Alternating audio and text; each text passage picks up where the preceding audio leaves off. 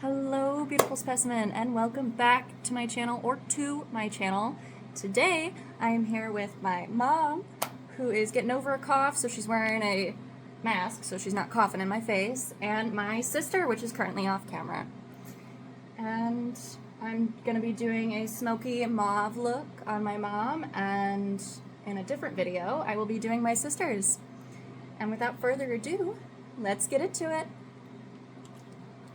Landlord put me through 3 years of hell.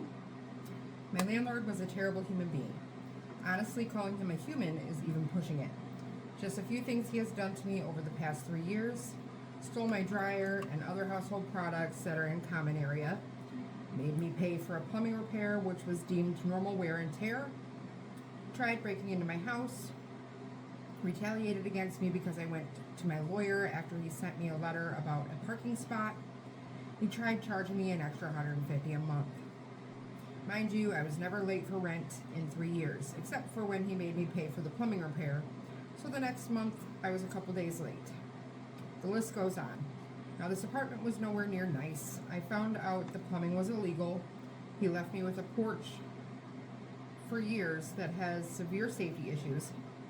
The ceiling paint was always falling down. Gas heater was not up to code, and so on. I finally got my chance to leave after he wanted to raise my rent $500 a month. He will do anything and everything to get more money out of his tenants.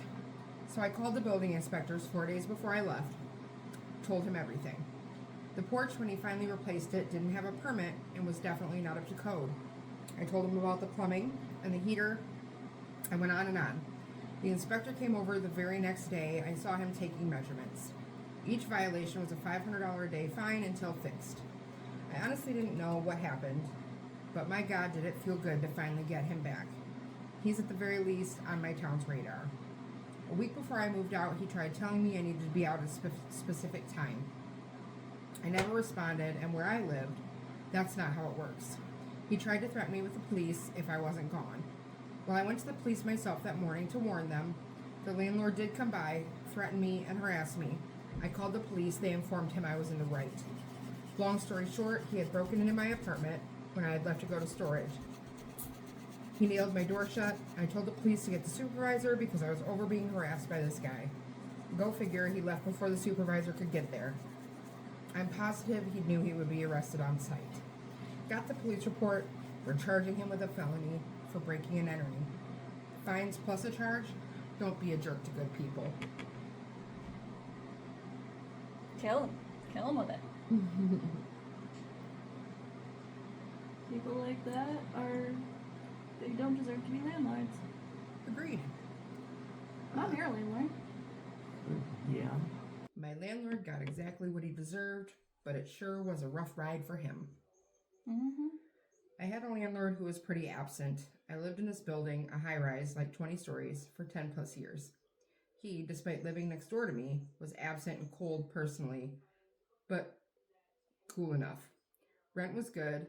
Our agreement was never bother him about anything unless it's an absolute emergency. Shower head wonky, go buy a new one. Fridge breaks, get it fixed. Or dude, just buy a new one. Don't take out of what you pay in rent. Lost a receipt, I don't care. I know more or less what a fridge costs, just take it out of rent. Finally, his wife decides she wants more rent. Wants to rent the place out as an office, not legal, and wants us out ASAP. I agree to move out a month early and get a month's rent back, plus deposit. Complete 180 on their part. The place is ruined, can't give you stuff until you fix all this stuff. Two main things: my cat did scratch up the leather legs of the dining table, and the pull-up bar made 2 dents in the door frame of the kitchen, which was quite nice hardwood. They came to me with a list of tons of stuff, like, oh, you hang a photo frame here? This tile is slightly chipped. This is the busiest work time of the year for me, but I'm trying to be cooperative. Sure, I got the table legs re-leathered, spackled the photo frame wall hole. Can't do anything about the door frame. Take it out of deposit. Patch the tile, like dozens of little everyday wear and tear things. Like, you want me to change the window screens? These are all new screens and in nicer shape than when I moved in. But I did them all. I trusted the guy. Gotta get my money. At the end, he should have been giving me $24K, and he gave me 5. I still need to use the money to fix all that stuff. If you can't accept the 5, I can't give you anything at all. I was super ticked off, but took the 5. Now, people in the building are gossipy. I don't participate, but I did tell this one older lady about my frustration. She told everyone. The wife went from being the star of the mommies group of the building to nobody wanting to talk to her. People shunned the guy too. I originally told them I was planning on moving to another city, but an opportunity came up and I ended up renting a similar unit in the same building. So they thought they could just screw me over and not have to see me. But now they still did, often. A year later, the office calls me with some question about how to do something with the floor heating. I go, door frame is not fixed, still has dents. I call the guy like, what the heck, man? And he tells me to mind my own business. 5 years later, I see the light at my old place is still on at 3 a.m. Huh, that's odd. I go check, the door is open, and the place is just trashed, ruined. Cabinets broken, stuff on the walls, lazy landlord, and the dents on the kitchen door frame are still there. So the guy never fixed anything, just kept my money. By this time, smartphones were popular, and we had a chat group for the whole building. So about 500 people. I took pictures and posted everything. Apparently, he's also nicked these people's deposits, and there was a huge ruckus when they trashed the place. Cops called. All these people chime in with complaints and pictures.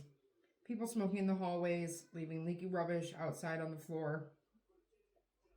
Videos of people using foul language in front of the children, dirty footprints. He got fined a lot for 1, creating a public disturbance, 2, degrading the quality of living space, 3, illegally renting a residence as an office, and to top it off, the building management wouldn't grant him permission to have workers in to fix the place. So it sat there empty for like 6 months. The fines were big too.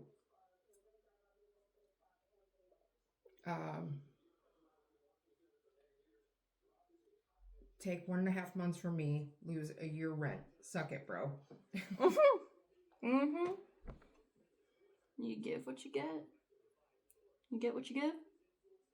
Yeah, that's what I meant. You get what you give. Karma. Mm-hmm. Got rude guy arrested for suspended license. This story takes place about 20 years ago. In the mid-2000s, my friends and I would frequent a small billiards place in a neighboring town where you could rent a table by the hour and play per game. Play a few games, watch whatever sports were on TV, and have casual conversations. There were no problems and no drama until about 3 months of us visiting this place. A guy shows up and takes our spot at the billiards table. No big deal. We were all chatting anyway. 20 minutes later, my friend lets him know we want to play next game, and the jerk is super dismissive. Needless to say, we didn't get in during the next game, so I politely let him know that we wanted to play next. Another lady chimed in. She wanted the game after us. The guy blatantly ignored me and the other woman. Some more time goes by, and the guy leaves the table. We see our chance to get in. We put the quarters in, and the balls are dispensed, except the green 6 ball. The guy took it to the bathroom with him. At this point, it was ridiculous, and we notified the manager. The manager noted it was 12:30, and they were going to be calling last call and closing, so he didn't want to make a scene by kicking him out. He gets us another ball so we can play. The guy comes out of the bathroom and knows we realize what he did. He smirks and proceeds to the patio to have a cigarette, bringing along his beer and a green billiard ball. The guy comes back in and tossed the ball he was holding onto the table, hitting a few balls in the table and messing up our game. He goes up to the bar just in time for last call. One of the friends I was with suggested we follow him home and each call the highway patrol to report a suspected drunk driver. 3 of the 4 of us agree. So when he leaves, we used our trusty Nextel push-to-talk phones and coordinated several calls to the police. We provided details like license plate, vehicle make, model, color, mentioned the car nearly hit another vehicle, was swerving between lines, and driving erratically. This was under a 15-minute plan. We had no idea where the guy lived, but suspected it was close as he was visiting a neighborhood place, so our time was limited. The one guy who didn't notify the police tailed the jerk and called us giddy when a police officer pulled between him and the guy and turned his lights on to pull him over. The police blotter that week included an arrest of a guy who was pulled over after multiple calls of erratic driving. He wasn't arrested for DWI, but instead for driving on a suspended license. TLDR. Guy was a jerk at a local billiards club, so we got him pulled over by the cops and he was arrested for driving a suspended license. Love that. Got him. Gotta love karma. A lawyer's pro-revenge on a landlord. Landlords are a-holes, generally speaking. Everyone knows that. But if you think residential landlords are bad, they're nothing compared to commercial landlords. Landlords of commercial buildings are some of the cruelest, nastiest people I've ever come across.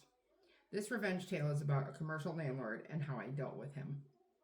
Back in the 90s, sometimes I'd go for lunch at this restaurant in the basement of our building. The place was called The Vault because it had a massive bank vault that had always been there, dating back to the days before the place was turned into a restaurant. The vault was so huge that they could seat a couple of tables in there, and you could eat dinner surrounded by rolls of old gleaming safe deposit boxes. One day I was there for lunch, and the owner took me aside. He said, "The landlord drives me nuts." I said, "The landlord drives everyone nuts." I was a subtenant in the same building, sharing space with an older lawyer, Aaron, and the landlord was always causing us trouble. I'd already had a few run-ins with him, and we hated each other on sight. In most jurisdictions, commercial landlords don't need court orders to get you out if you're late with rent. Instead, they just change the locks, and you find out about it when you show up and your key doesn't work. Every time our landlord had a dispute with anyone, which was often, he'd always threaten to change the locks. He keeps demanding all this stuff for extra rent, the vault's owner said. And it's really weird because a lot of it's really old. The restaurant owner showed me a letter the landlord had served him earlier that day. I looked over the demand. I read the list of expenses for snow removal, parking lot repair, common area flooring, and all kinds of crap going back years. I read it all the way to the end, and there it was, the usual clause saying he was going to change the locks if the tenant didn't pay this and do that. From the wording of the demand, it looks like you've been fighting for a while. Why did you wait before consulting a lawyer? I asked one of the lawyers I know, and he said it's hopeless. He told me the lawyer's name. It was a guy I knew with a crappy real estate practice who resorted to taking little legal aid cases to keep the lights on when the market tanked in '89. You do something to make the landlord hate you, I asked, because this is a bit over the top, even for our a-hole landlord. He knows I'm moving the restaurant. I think he's trying to grab as much money as possible before I go. Plus, he's giving me grief over the vault. He won't let you take it with you? Are you kidding? It weighs almost 100 tons, and I don't need it. But the lease says I have to remove it, and that I also have to restore the building to what it was before there was a vault. That would cost a fortune. The a-hole landlord says if I leave the vault behind when I move, he'll sue. Send your lease up to my office and let me look it over, I said. I finished my lunch. When I got back to my office, the lease was waiting for me. It was just as bad as the restaurant owner had said. The lease was a renewal of an assignment of a renewal. The original documents dating back to the shortly after World War II, when a bank first leased the place and the vault was installed. Somehow the landlord had suckered the restaurant into taking over a lease that left him liable to remove the bank vault at the end of its term. No big deal, I thought. The restaurant can default, and all the landlord can do is sue a shell company. But when I got to the last page of the lease, there was a guarantee clause. The restaurant owner had personally guaranteed the lease, and he was on the hook for removing the vault, weighing 100 tons, and then fixing the place up. It would cost a fortune. The case was hopeless, of course. I'm gonna remove that, and we're That gonna was do some highlight. That was obvious right away. And then it'll be good. But then I thought about the a-hole landlord with his demands and his threats and his rent hikes, and I asked my brain to do me a solid, which it promptly did. I picked up the phone and called the restaurant owner. I'm screwed, right? He said, "You're calling me to say there's no way out. That what my commercial lawyer already said. But I just thought I'd ask. I can save you, but it's going to cost." "How much?" $5,000 in legals and another G note for the agent. "Agent? What kind of agent?" "Real estate. Send up a check, certified, and leave the rest to me." The check hit my desk in less than an hour. I went to Aaron's office. "I need a real estate agent," I said. "You buying a house?" "Nope." "Selling a house?" "Nope." By this point, I'd been sharing space with Aaron for almost 5 years, and he knew me pretty well. "You pulling one of your stunts again?" he asked. "Yep, but nothing that will get you into trouble." "I know a guy," he said. Aaron knew all kinds of guys. That's one of the reasons he eventually got disbarred. But he knew a guy, and he gave me the agent's name and number. The next day, I paid the agent a visit. I told him what I needed, and we agreed to terms. I gave him some papers and the cash for his fee. A few days later, I was again at the vault for lunch. The owner saw me walk in and greeted me himself. "The landlord's here," he said. "Why?" "For lunch, and to be an a-hole. Let's sit in the vault room so I don't have to look at his face." He took me to the vault room, and with the door almost completely closed, we had a consultation while we ate pasta and drank red wine. "We're making a demand on the landlord," I said between bites of perfect carbonara.